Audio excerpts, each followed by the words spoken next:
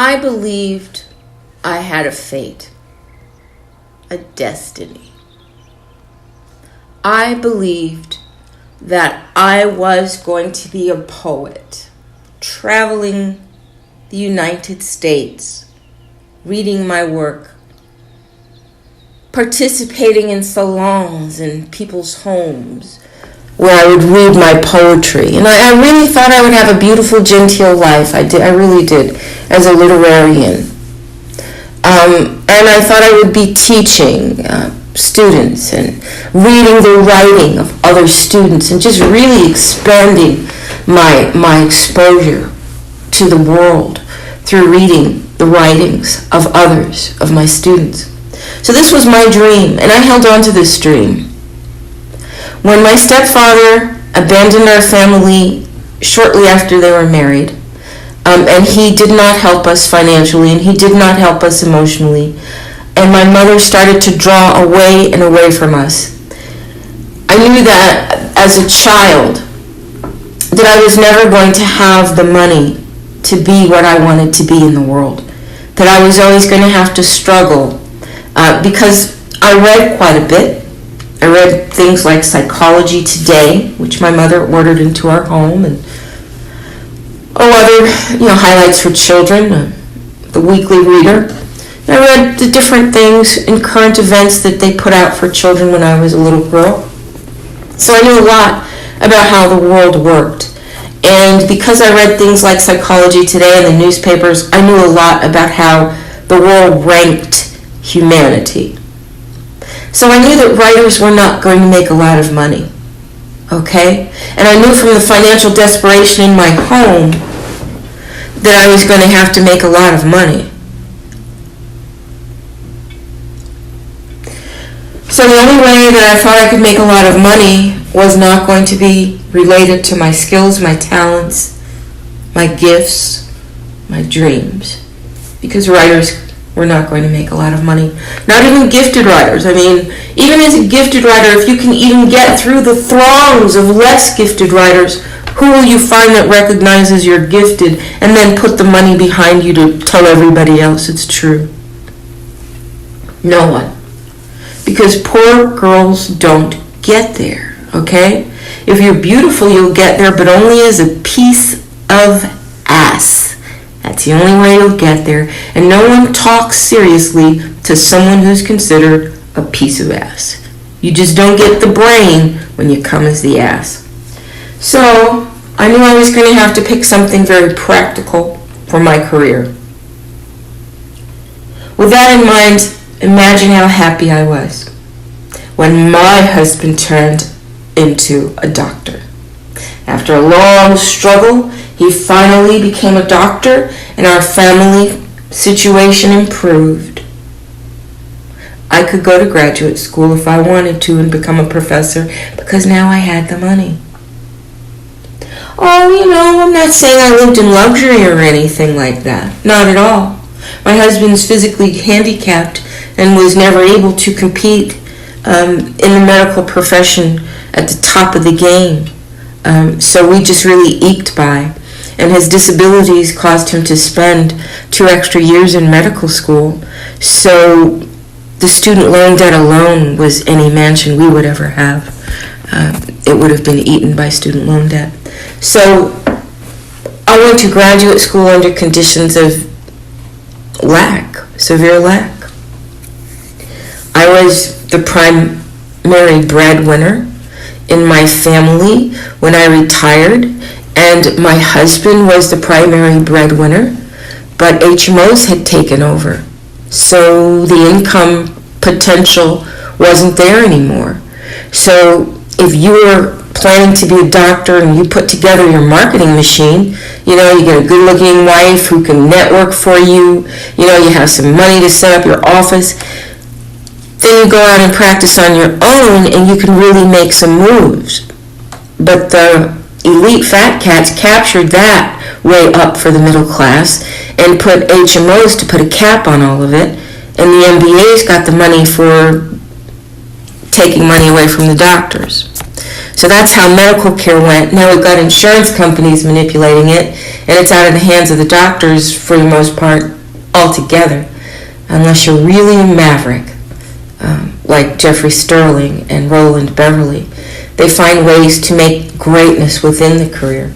And I'm sure that there are a lot of others. Ben Carson, he's done greatness within the career. So there are a lot of African Americans who have done greatness despite the way the government has tried to distort medicine for the sake of the economically privileged, okay? And that is pimp the doctors to get money for the rich guys. So I had a destiny. And I found a way, it looked like I was going to be able to meet my destiny because I had a doctor and we had enough, okay? We didn't have a lot, but we had enough. So I went to graduate school.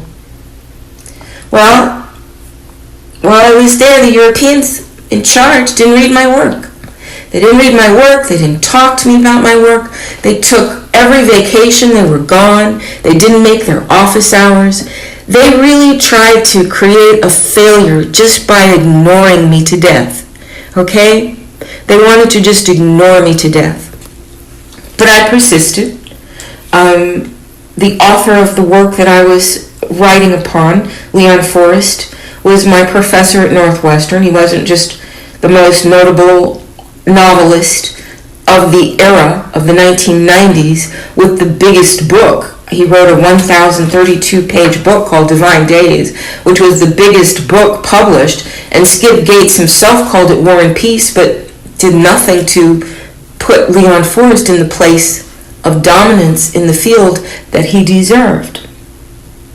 I did, though. My thesis is on the work of Leon Forrest, and Leon Forrest himself said that he thought he would not live to see the day when people caught on to what he was doing, when someone could begin to decipher his codes. Yes, there are codes in some language, but those codes are intentional. They're not like all men are created equal. Okay, so if you were listening earlier in this talk, you heard me say that some interesting academicians and politicians try to reinterpret the Constitution of the United States by assigning sub-meanings to the word man. You know, all men are created equal. So they want to preserve a class system and a hierarchy by saying women are not men and non-Europeans are not men because these men were European racists and European racists don't believe other men are men. So, you know, all that kind. But let me digress no further. Okay, my digressions are pretty wide and pretty deep. I hope you enjoy them. But let me come back to the way I'm trying to express that I was robbed of my place in the world. And just like in that movie, It's a Wonderful Life, the world noticed. Okay? I wasn't put here to be robbed. And my job did not get done. Everything I set out to do is still not done. The thieves who took a part of my work to advance their careers, they dropped. My work went on to something else. So the people and the ideas that push the work forward, you see, I understood the leading edge and could push the leading edge forward. But the Europeans said, no, we want to stay with Langston Hughes. We want the Harlem Renaissance to live forever as the only high point of African American culture. And that's the meaning of what happened to me. And that's the why behind, well, why did they do it to you? What was so special about you? What was so special about me is the job I came to do. My culture did not get protected. People from other cultures still come here and think African Americans share the values of the entertainment industry and the news media that scapegoats us. The worst part is young people, deprived of a strong family and strong church, are looking to these stereotypes to define themselves. And that's the worst part of all.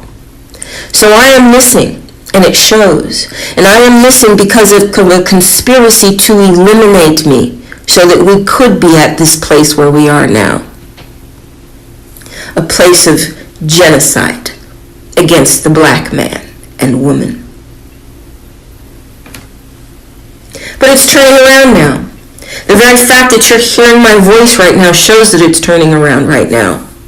If you are a targeted individual or you know anything about the targeted individual program, you'll understand why I said there have been times when I didn't have the strength to fight. And there were times when I didn't have the power to get my voice out, to be heard in the fight.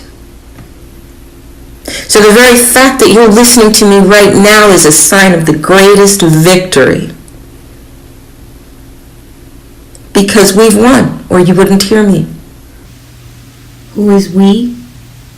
The black people. What have we won?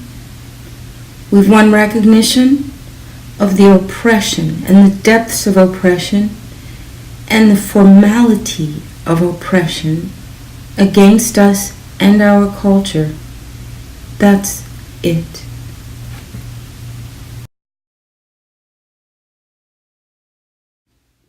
Shooby-dooby-doo, dee-doo-da, dee-doo-da, doo-da-doo, dooby-dooby-doo, dee-da-da, doo-doo-doo, boop-boo-doo, booty-doo, booty-doo, booty-doo, boop-boo-doo, boo, booby-doo, booby-doo, booby-doo, boop-boo-doo, boo.